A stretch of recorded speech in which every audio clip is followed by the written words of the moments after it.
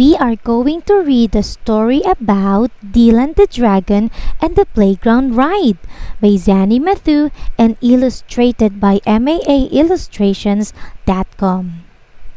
In this classic tale, Dylan learns to make friends despite obstacles. And when the happily ever after arrives, both the dragon and the reader have learned a thing or two about relationships. Dylan, the young blue dragon, lived deep in the Rockstone Mountains of Scotland. Every day, the playful young dragon woke up early in the morning and flew all around the mountains and valleys looking for something to do. When he was hungry, he would go home to his cave where Mommy Dragon would have hot soup ready for his dinner.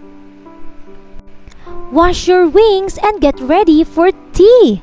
I've made your favorite today, darling, pea and toad soup," said Mommy Dragon.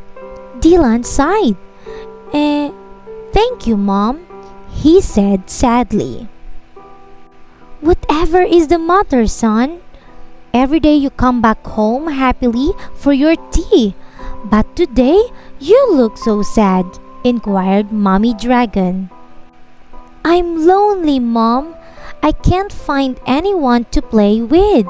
In all the lakes, mountains, and valleys in Rockstone, there isn't a single dragon for me to play with," he grumbled. "Well, how about this for an idea? Why don't you fly down to the village playground and see if the children there want to play with you?" Dylan woke up bright and early the next day. He was very excited that he would soon have friends to play with every day. He put on his baseball cap and school tie and flew past the valleys and mountains until he reached the little village of Fall Creek. He glided down to a passerby to ask for directions to the children's playground. That way," pointed the quivering man. "Oh, he must be cold," thought Dylan. After all, humans don't breathe fire like dragons, so they must find it very difficult to keep warm. Not long after, Dylan the dragon came in for a swift landing in the center of the playground. The playground was filled with smart young children in bright red and gray uniforms with their school ties. Dylan tugged at his tie and cleared his throat. He felt very well dressed for the occasion.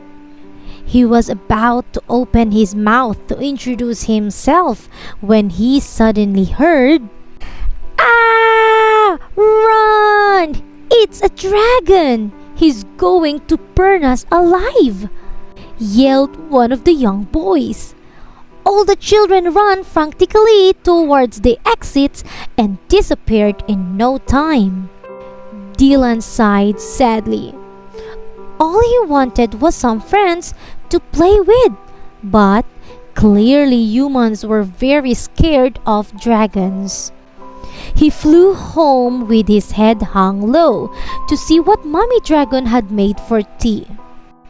The next day, Dylan decided to try and make friends with the children in the playground again. He tucked his white handkerchief in his left gill and scooped up a large branch lying on the floor. He made it into a white surrender flag.